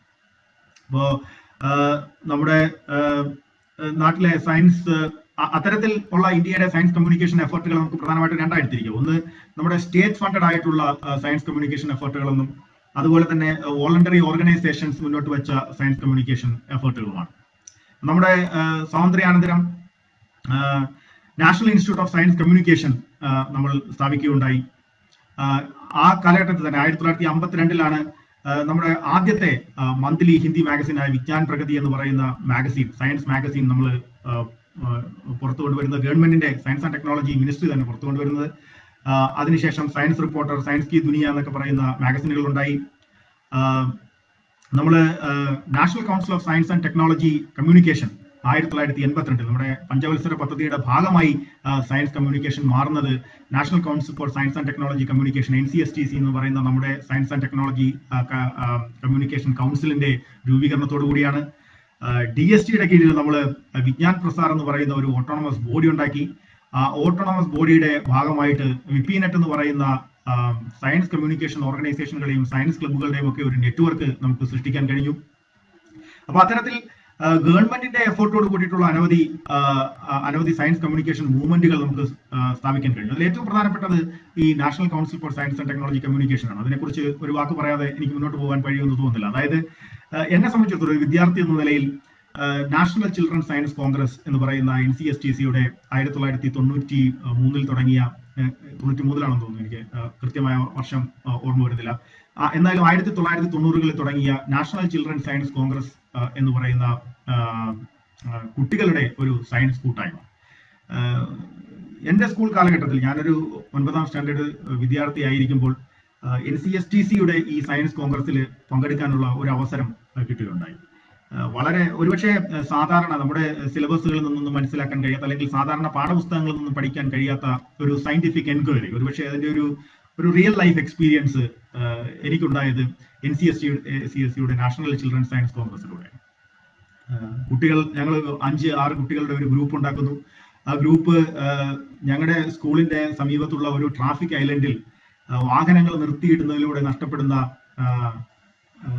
എണ്ണ, പെട്രോളിന്റെയും ഡീസലിന്റെയും അളവ് എന്താണെന്ന് നമ്മൾ ആ വാഹനങ്ങൾ നിർത്തിയിടുന്ന സമയം നമ്മൾ ആ ട്രാഫിക് ഐലൻഡിന്റെ 4 മൂലകളിലായി 4 വിദ്യാർത്ഥികൾ ഇരിക്കുന്നു. അവർ ഈ ഓരോ വാഹനങ്ങളും അവർക്കായി പകുത്തു കൊടുത്തിരിക്കുന്നു. ഒരാൾ സ്കൂട്ടർ, ഒരാൾ ബസ്, ഒരാൾ കാറ്. അപ്പോൾ അവർ ആ വാഹനങ്ങൾ നിർത്തിയിട്ടിരിക്കുന്ന സമയം, എത്ര വാഹനങ്ങളുടെ എണ്ണം, ഇതൊക്കെ കൃത്യമായി നോട്ട് ചെയ്യുന്നു. അതിനുശേഷം വണ്ടി ഈ ഐഡിലിൽ കിടക്കുമ്പോൾ കൺസപ്ഷൻ ഉണ്ടാകുന്ന എണ്ണയുടെ അളവ് എത്രയാണെന്ന് നമ്മൾ ആവറേജ് ആയിട്ട് പല വാഹനങ്ങളുടെ എണ്ണയുടെ അളവ് നമ്മൾ എക്സ്പേർട്ടുകളോടൊക്കെ സംസാരിച്ച് അവരിൽ നിന്ന് മനസ്സിലാക്കുന്നു. ഈ എക്സസൈസ് തന്നെ പീക്ക് ഡേയ്സിലും, അതായത് ട്രാഫിക് ധാരാളമുള്ള ദിവസവും ട്രാഫിക് കുറഞ്ഞ ദിവസവും എങ്ങനെയാണെന്ന് നമ്മൾ പ്രത്യേകം ദിവസങ്ങളിൽ പോയി അത് മനസ്സിലാക്കുന്നു. നമ്മുടെ ഒരു സയൻസ് അധ്യാപികയുടെ സഹായത്തോടു കൂടി ഈ ഡേറ്റ നമ്മൾ അനലൈസ് ചെയ്യുന്നു. അതിൽ നിന്ന് നമുക്ക് ഒരു ദിവസം ആ ഒരു ട്രാഫിക് ഐലൻഡിൽ നഷ്ടപ്പെട്ടു പോകുന്ന ഇന്ധനത്തിന്റെ അളവ് മനസ്സിലാക്കുന്നു. അത് ഒരു മാസവും ഒരു വർഷവും എത്രയാണെന്ന് കാൽക്കുലേറ്റ് ചെയ്യുന്നു. ഇത് മനസ്സിലാക്കിയതിനു ശേഷം ആ നഷ്ടപ്പെടുന്ന ആ ഒരു ഇന്ധനത്തെ സംരക്ഷിക്കുന്നതിന് വേണ്ടി അവിടുത്തെ ആ ട്രാഫിക് സർക്കിളിൽ എന്ത് ആസൂത്രിതമായ മാറ്റം വരുത്തണമെന്നതിനെ കുറിച്ച് നമ്മൾ ആലോചിക്കുന്നു. നമ്മുടെ ഒരു പ്രപ്പോസൽ നമ്മൾ നാറ്റ്പാക്കിൽ പോയിട്ട് നമ്മൾ ഡിസ്കസ് ചെയ്യുന്നു. ആ ഒരു പ്രോജക്റ്റ് നമ്മൾ നമ്മുടെ ജില്ലാതല മത്സരത്തിൽ, ജില്ലാതല സയൻസ് കോൺഗ്രസിൽ നമ്മൾ അവതരിപ്പിക്കുന്നു. അത് സംസ്ഥാന തലത്തിലേക്ക് തിരഞ്ഞെടുക്കപ്പെടുന്നു. സംസ്ഥാന തലത്തിൽ നിന്ന് തിരഞ്ഞെടുക്കപ്പെടുന്ന 14 പ്രോജക്റ്റുകളിൽ ഒന്നായി അത് നാഷണൽ ചിൽഡ്രൻ സയൻസ് കോൺഗ്രസ്, ചെന്നൈയിൽ വെച്ച് നടന്ന നാഷണൽ ചിൽഡ്രൻ സയൻസ് കോൺഗ്രസിലേക്ക് എത്തപ്പെടും. ഇന്ത്യയുടെ വിവിധ ഭാഗങ്ങളിൽ നിന്നുള്ള കുട്ടികൾ യങ് സയന്റിസ്റ്റുകൾ അവിടെ എത്തുന്നു. അവർ പരസ്പരം 5 ദിവസം ആ ഒരു അണ്ണാ യൂണിവേഴ്സിറ്റിയുടെ, ചെന്നൈയിലെ അണ്ണാ യൂണിവേഴ്സിറ്റിയുടെ ക്യാമ്പസിൽ താമസിക്കുന്നു. ഈ സയൻസ് പ്രോജക്റ്റ് അവതരിപ്പിക്കുന്നു. അവിടുന്ന് നമ്മുടെ ഭാഷയിൽ തന്നെ, നമ്മുടെ മലയാള ഭാഷയിൽ തന്നെ അത് അവതരിപ്പിക്കുന്നു. അത് ജഡ്ജ് ചെയ്യാൻ മലയാളം ജഡ്ജിമാർ അവിടെ ഉണ്ടാവുന്നു. നാം പറയുന്ന കാര്യങ്ങൾ ട്രാൻസ്ലേറ്റ് ചെയ്ത് കൊടുക്കാനുള്ള ട്രാൻസ്ലേറ്റേഴ്സ് അവിടെ ഉണ്ടാവുന്നു. അതിനോടനുബന്ധിച്ച് നടന്ന ഇന്ത്യയിലെ വളരെ പ്രശസ്തരായ ശാസ്ത്രജ്ഞന്മാർ പങ്കെടുക്കുന്ന ഒരു പരിപാടിയിൽ പങ്കെടുക്കുന്നു.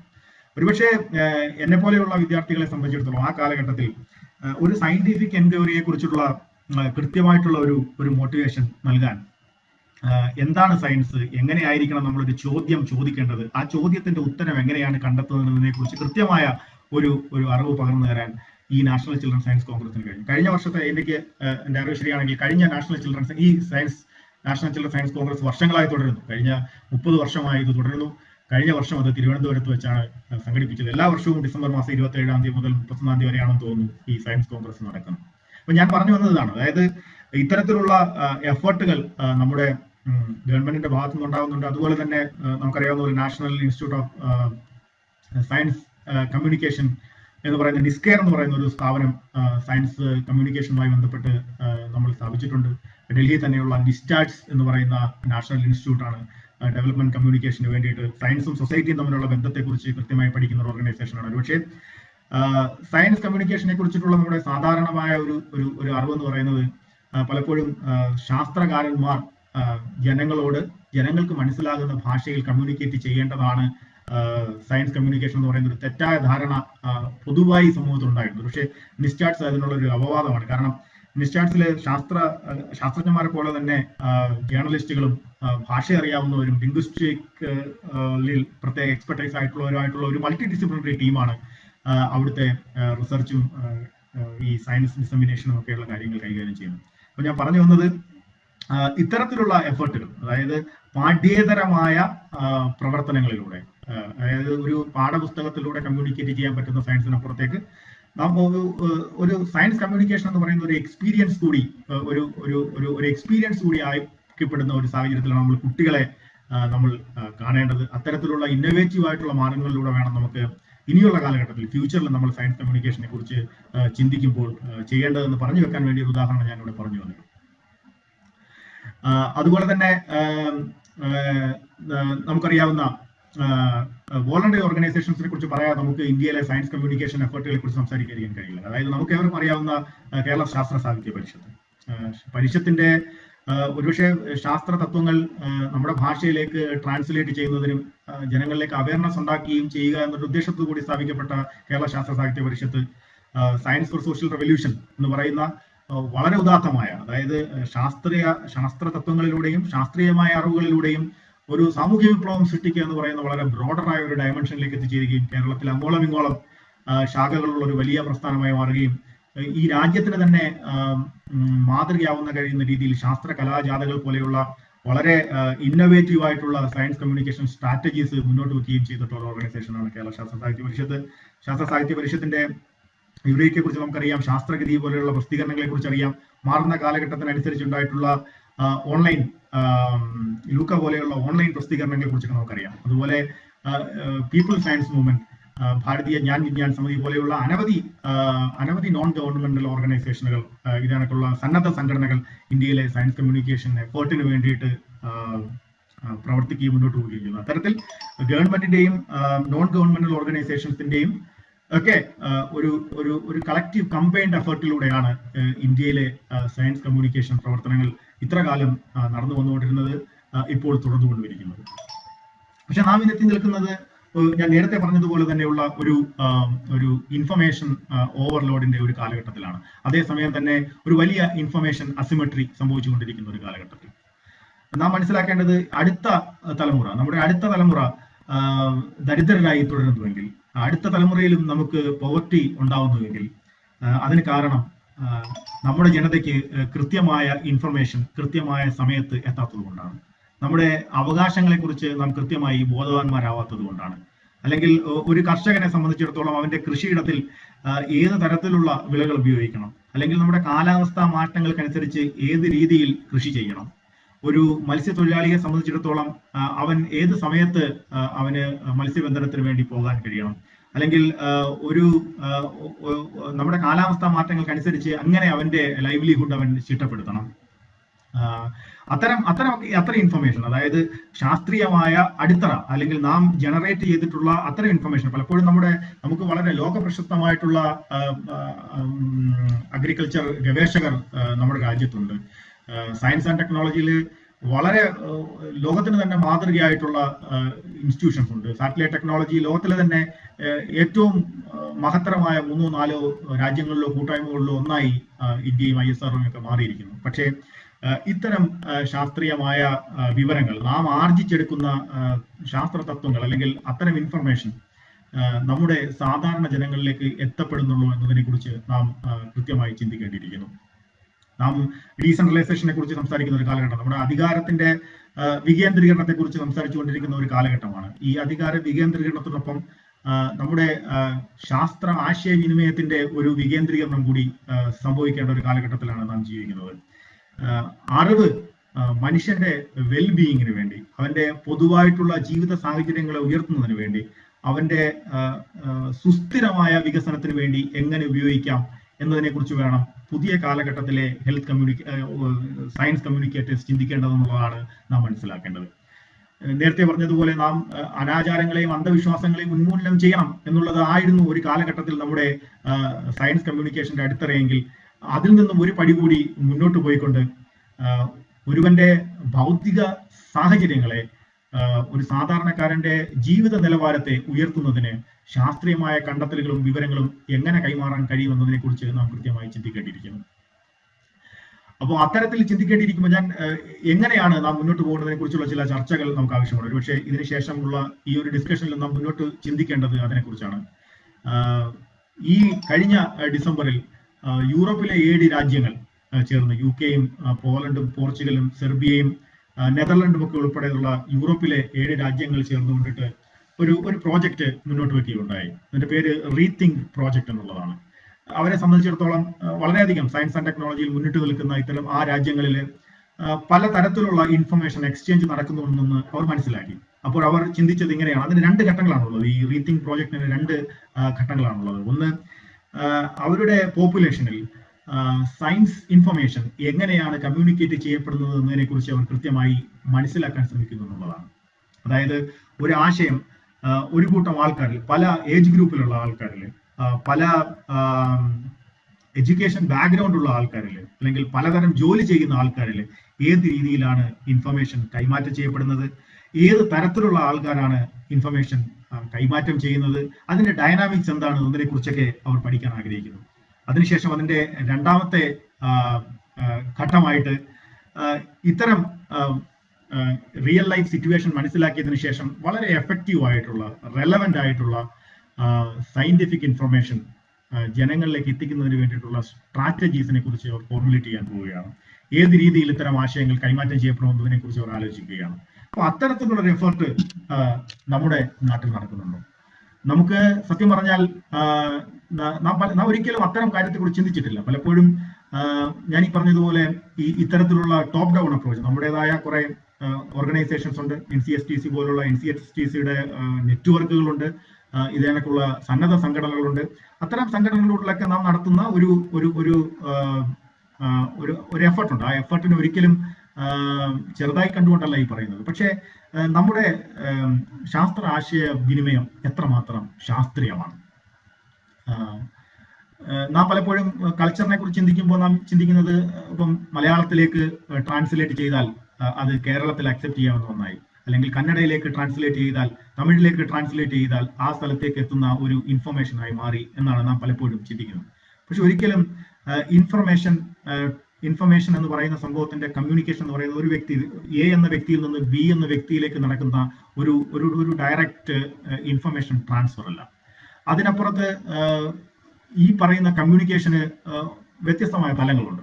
നമുക്ക് ഒരു ഇൻഫർമേഷൻ നമുക്ക് ഇഷ്ടപ്പെടണമെന്നുണ്ടെങ്കിൽ അതൊരു പക്ഷേ നമ്മുടെ ചുറ്റുപാടുകളെ എക്സ്പ്ലെയിൻ ചെയ്യാൻ കഴിയുന്ന ഒന്നായിരിക്കണം ഒന്നുകിൽ, അല്ലെങ്കിൽ അത് നമുക്ക് ഒരു പ്ലഷർ തരുന്ന, ഒരു സന്തോഷം തരുന്ന ഒന്നായിരിക്കണം.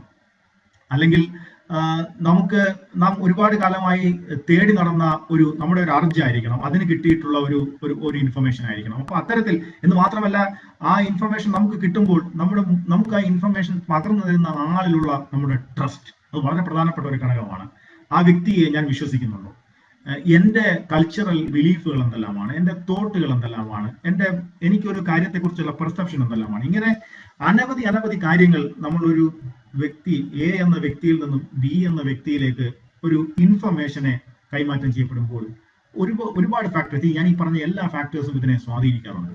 നമ്മുടെ സയൻസ് കമ്മ്യൂണിക്കേഷൻ സ്ട്രാറ്റജികൾ നമ്മൾ ഡിവൈസ് ചെയ്യുമ്പോൾ ഇത്തരം കാര്യങ്ങളെ കുറിച്ച് നാം ചിന്തിക്കാറുണ്ടോ?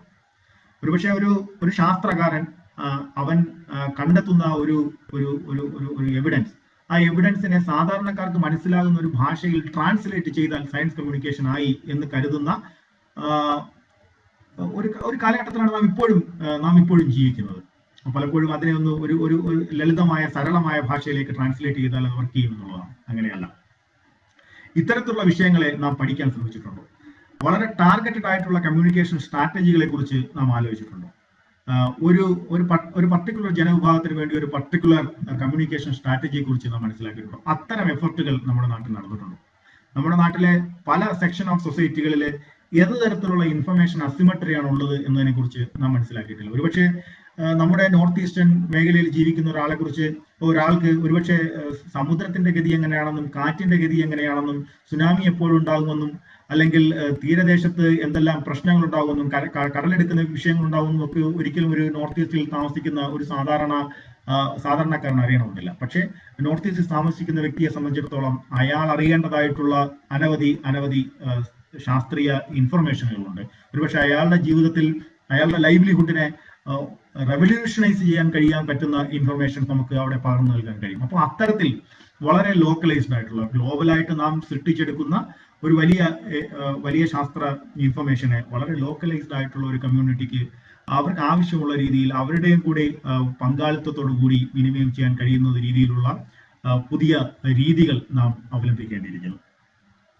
ഇനി എന്താണ് നാം ചിന്തിക്കുന്ന ഈ ഫ്യൂച്ചർ ഡിജിറ്റൽ വേൾഡിനെ കുറിച്ച് കൂടി നാം പറയേണ്ടിയിരിക്കുന്നു. അതായത് നമുക്ക് മനസ്സിലാക്കേണ്ടത്, ഇന്ന് പല ശാസ്ത്രകാരന്മാർക്കും അവരുടേതായിട്ടുള്ള, ഞാൻ ഈ സംസാരിക്കുന്നത് ഒരുപക്ഷെ 25% മാത്രം വരുന്ന നമ്മുടെ സൊസൈറ്റിയെ കുറിച്ചായിരിക്കും. ഒരുപക്ഷെ നാളെ നമ്മുടെ രാജ്യം ഒരു വലിയ ഡിജിറ്റൽ റെവല്യൂഷനിലേക്ക് പോകുമ്പോൾ, നമ്മൾ ഡിജിറ്റൽ ഇന്ത്യ എന്നൊക്കെ പറയുന്ന നമ്മുടെ കൺസെപ്റ്റ് കുറച്ചുകൂടി ജനകീയമാക്കപ്പെടുമ്പോൾ, ചിലപ്പോൾ 30-40 വർഷങ്ങൾക്ക് ശേഷം നമ്മുടെ പോപ്പുലേഷന്റെ 80%-നും 90%-നും ഒക്കെ ഈ ഇന്റർനെറ്റ് ആക്സസ് വരുന്ന ഒരു കാലഘട്ടത്തെ കുറിച്ചാണ് ഞാൻ സംസാരിക്കുന്നത്.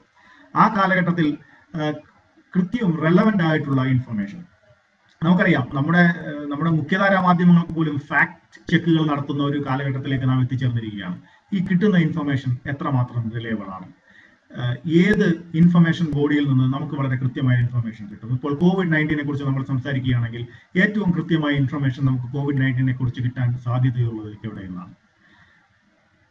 ഈ ഒരു ഡിജിറ്റൽ എക്സ്പ്ലോഷന്റെ ഈ കാലഘട്ടത്തിൽ പ്രധാനമായിട്ട് നമുക്ക് 3 പ്രൈമറി, സെക്കൻഡറി, ടെറിഷറി സോഴ്സുകൾ നമുക്ക് ക്ലാസിഫൈ ചെയ്യാം. ശാസ്ത്രകാരന്മാർ കണ്ടെത്തുന്ന അറിവുകൾ നേരിട്ട് പ്രസിദ്ധീകരിക്കുന്ന ശാസ്ത്ര ജേർണലുകളോ, അവർ പങ്കെടുക്കുന്ന കോൺഫറൻസുകളോ, ആ കോൺഫറൻസ് പ്രൊസീഡിങ്സുകളോ, അല്ലെങ്കിൽ അവർ പുറപ്പെടുവിക്കുന്ന വൈറ്റ് പേപ്പറുകളോ എന്തുവാകാം. അതിനെ നമുക്ക് പ്രൈമറി ഇൻഫർമേഷൻ എന്ന് പറയും. ഈ പ്രൈമറി ഇൻഫർമേഷൻസിനെ എല്ലാം ക്രോഡീകരിച്ചുകൊണ്ട് നാം നടത്തുന്ന ലിറ്ററേച്ചർ സെർച്ചുകളുണ്ട്, സിസ്റ്റമാറ്റിക് റിവ്യൂസ് ഉണ്ട്, അല്ലെങ്കിൽ അതിനെയെല്ലാം ക്രോഡീകരിച്ചെഴുതുന്ന പുസ്തകങ്ങളുണ്ട്. അത് രണ്ടാമതായിട്ട് വരുന്ന സെക്കൻഡറി സോഴ്സ്. ടെറിഷറി സോഴ്സ് എന്ന് പറയുന്നത് ഈ സയന്റിഫിക് ആർട്ടിക്കിളുകളെയും പുസ്തകങ്ങളെയും ഈ ലിറ്ററേച്ചർ റിവ്യൂവിനെയും സിസ്റ്റമാറ്റിക് റിവ്യൂസിനെയും ഒക്കെ ചേർത്ത് എഴുതി മാറ്റുന്ന ലേഖനങ്ങളും, അല്ലെങ്കിൽ അത് ഉപയോഗിക്കുന്ന പ്രിന്റ് മീഡിയയും മാസ് മീഡിയയും ഒക്കെയാണ് ഈ ടെറിഷറി സോഴ്സ് എന്ന് പറയുന്നത്. അപ്പോൾ നാം പലപ്പോഴും, നമ്മുടെ സാധാരണക്കാർക്ക് പലപ്പോഴും ആക്സസബിൾ ആയിട്ടുള്ളത് ഇത്തരം ടെറിഷറി സോഴ്സസ് ഓഫ് ഇൻഫർമേഷൻ ആണ്. ഈ ടെറിഷറി സോഴ്സ് ഓഫ് ഇൻഫർമേഷൻ എത്രമാത്രം റിലയബിൾ ആണ്? ഈ ടെറിഷറി സോഴ്സ് ഓഫ് ഇൻഫർമേഷനെ നമുക്ക് എത്രമാത്രം റിലയബിൾ ആക്കി മാറ്റാൻ കഴിയും എന്നതിനെ കുറിച്ച് നാം ചിന്തിക്കേണ്ടിയിരിക്കുന്നു. ഇപ്പോൾ ഞാൻ എൻ്റെ ഈ സംഭാഷണം കൺക്ലൂഡ് ചെയ്യുന്നതിന് മുമ്പ് ഒരു കാര്യം, ഇത്തരം ഒരു മേഖലയിൽ ജോലി ചെയ്യുന്ന ഒരാളെന്ന നിലയിൽ, സയൻസ് കമ്മ്യൂണിക്കേഷൻ ചെയ്യുന്ന, അല്ലെങ്കിൽ അത്തരം റിസർച്ചുകളിൽ ഭാഗവാക്കായ ഒരാളെന്ന നിലയിൽ ഒരുപക്ഷെ അത്തരം ഒരു കാര്യത്തെക്കുറിച്ച് കൂടി കുറച്ച് വിശദമായി പറയണമെന്ന് ഞാൻ ആഗ്രഹിക്കുന്നു. അതായത് ട്രഡീഷണൽ ആയിട്ടുള്ള സയൻസ് കമ്മ്യൂണിക്കേഷൻ, അതായത് പോപ്പുലറൈസ് ചെയ്യുന്ന അല്ലെങ്കിൽ പോപ്പുലർ സയൻസ് കമ്മ്യൂണിക്കേഷൻ അപ്പുറത്ത് സാധാരണ രീതിയിൽ ശാസ്ത്രകാരന്മാർക്കിടയിൽ നടത്തുന്ന സയൻസ് കമ്മ്യൂണിക്കേഷൻ പലപ്പോഴും ഈ ജേണലുകളിൽ ആർട്ടിക്കിളുകൾ പ്രസിദ്ധീകരിക്കുന്നതിലൂടെയാണ്. COVID-19 സംബന്ധിച്ചിടത്തോളം ഏറ്റവും ഓതന്റിക് ആയിട്ടുള്ള ഇൻഫർമേഷൻ കിട്ടണമെങ്കിൽ ഞാൻ ആശ്രയിക്കുന്നത് പബ്മെഡ് എന്ന് പറയുന്ന ഒരു സെർച്ച് എഞ്ചിനാണ്.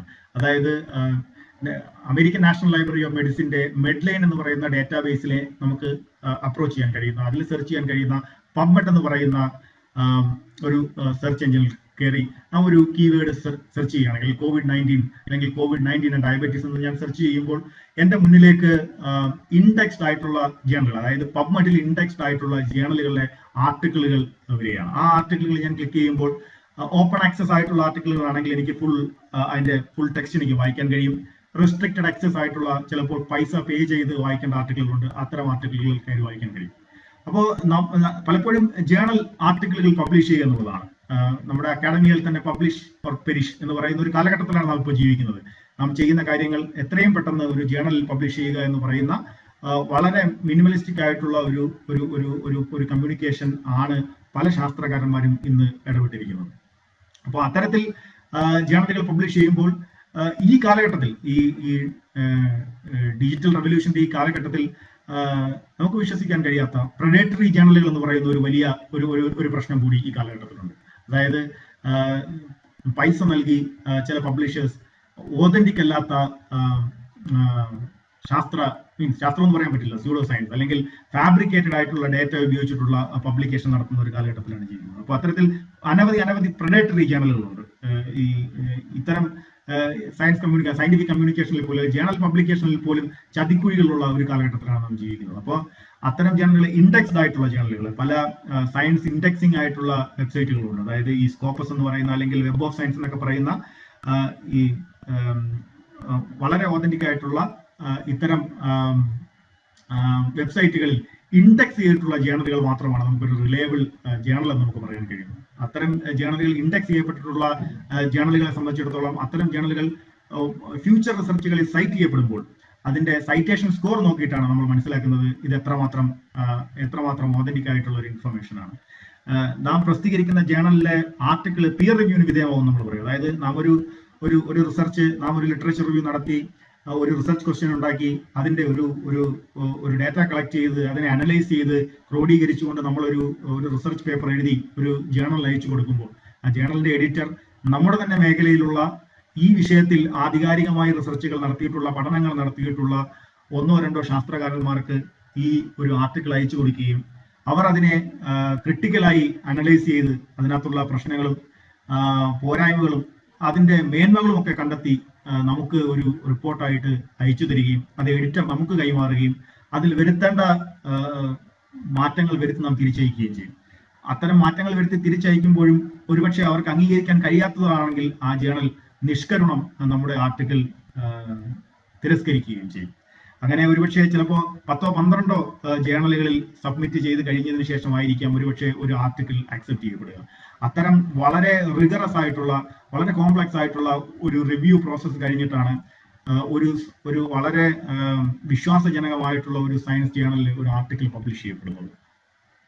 അങ്ങനെ നടക്കാത്തതുകൊണ്ട് ഞാൻ പറഞ്ഞത് പ്രഡേറ്ററി ജേണലിനെ കുറിച്ച് ഞാൻ പറഞ്ഞു വന്നതാണ്. അങ്ങനെ നടക്കാതെ പൈസ കൊടുത്തിട്ട് പബ്ലിഷ് ചെയ്യുന്ന ഒരു സംസ്കാരവും നമ്മുടെ നാട്ടിൽ നിലവിലുണ്ട്. അപ്പോൾ അത്തരത്തിൽ കിട്ടുന്ന ഇൻഫർമേഷൻ ആണ് പ്രൈമറി സോഴ്സ് ഓഫ് ഇൻഫർമേഷൻ ഉള്ളത്. പലപ്പോഴും അത് എഴുതിയിരിക്കുന്നത് ശാസ്ത്രകാരന്മാരുടെ അവരുപയോഗിക്കുന്ന ഭാഷയിലായിരിക്കും, അവരുടെ ഒരു സയന്റിഫിക് ജാർഗൺ എന്ന് നമ്മൾ പറയുന്ന അവരുടേതായ ഒരു ഭാഷയിലായിരിക്കും ഉപയോഗിക്കുക. സാധാരണക്കാരനെ സംബന്ധിച്ചിടത്തോളം നമുക്കത് ഒരിക്കലും ആക്സസ് ചെയ്യാൻ അല്ലെങ്കിൽ അത് വായിച്ചാൽ ചിലപ്പോൾ മനസ്സിലാകണമെന്നില്ല.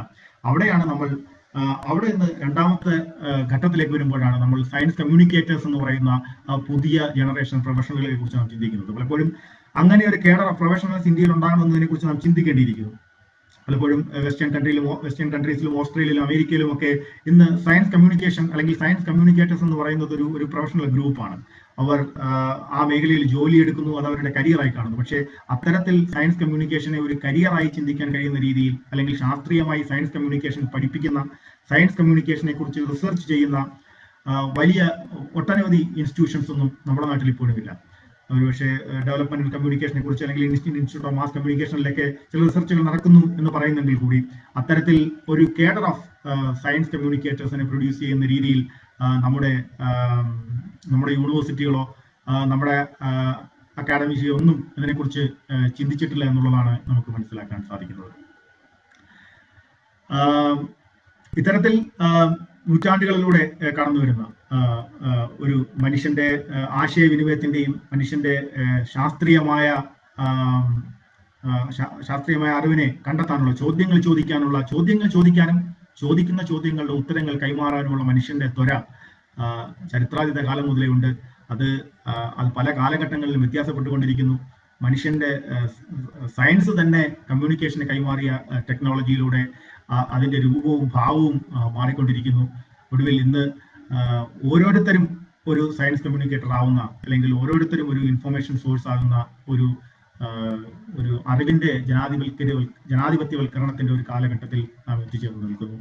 അപ്പോൾ ഇനി മുന്നോട്ട് പോകലിനെ കുറിച്ച് നമുക്ക് ആശയവിനിമയങ്ങൾ ആവശ്യമാണ്. സയൻസ് കമ്മ്യൂണിക്കേഷൻ എങ്ങനെയാണ് ഇന്ത്യയിൽ മുന്നോട്ട് പോകേണ്ടതെന്നതിനെ കുറിച്ച് കൃത്യമായ ഡിസ്കഷൻസ് നമുക്കുണ്ടാവണം. ശാസ്ത്രീയമായ രീതികൾ സയൻസ് കമ്മ്യൂണിക്കേഷന് അവലംബിക്കണം എന്ന് പറഞ്ഞുകൊണ്ട് ഞാൻ എൻ്റെ ഈ സംസാരം ഇവിടെ അവസാനിപ്പിക്കുന്നു.